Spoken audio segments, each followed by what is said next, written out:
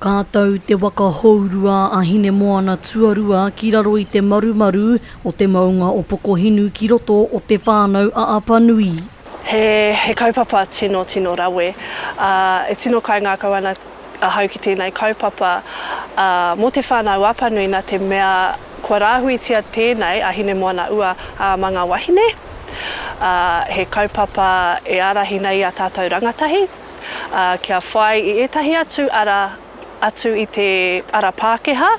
Ko ana ngā moki o Te Whānau Apanui e tino whakapono ana, he huarahi ngā mahi whakatere waka mō ngā rangatahi me ngā mokopuna e tauawhi ai I te hononga o tōna iwi ki te moana. Tino wai mari e mātou, he wahine e mahi ana I runga I te ngākau whakaiti.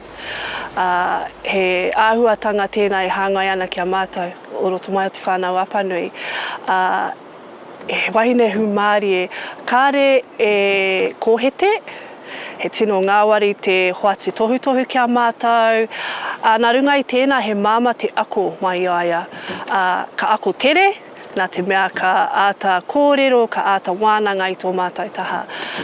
Ai, tino wai mari e mātou. Also, a first female to drive a whaleboat, and also, first female captain for Tonga. And the time I was in New Zealand, 2010, and then I off on the first voyage, and that's it. I came back, quit my job, and then switched to the canoe.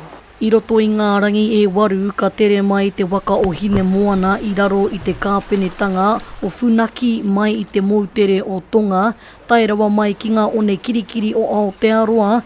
Voyaging is way different from the way how I was always think about I got the best job in the world, making money for myself, but the waka it's different. What's all behind the waka, it's all about pass on the knowledge and then working together as a team. You help other people. He rawe kia hau te mahitahi me ngā whanaunga o te moana nui a kiwa. He rereke a rātou mahi engari he paitonu. E hikaka ana a Mahine Chase o Te Whānau Apanui me ngā tiawa ki te hoki mai ki te kāinga mārunga I te waka hourua nei. He kaupapa pai tēnei mo te hunga rangatahi, mo te mana wahine.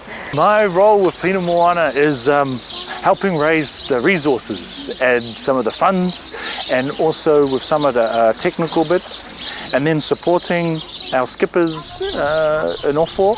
Koinei te waka hourua tuatahi e hautū ana I tētahi wahine mō te wahine. He mana ko hoki tā te rōpū o Conservation International, kia nui ake ngā kaupapa me ngā waka pēnei. Because I've been in voyaging for a while, I understand some of the meandering river that these projects go, because it's never a straightforward.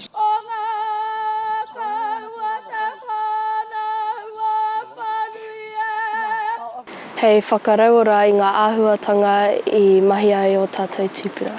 He āwa no I te moana, kei te tino mārama au I te take I whakatere o tātou mātua tūpuna. Ka mutu ko te taenga atu o tēnei tira waka hourua ki te Whānau Apanui, he poipoi anō pea I te pūmanawa o ngā rangatahi o te iwi ki te whakatairanga I tōna whanaungatanga ki te moana mā te whakatere waka moana. Mihiora Gage, ma Aukaha.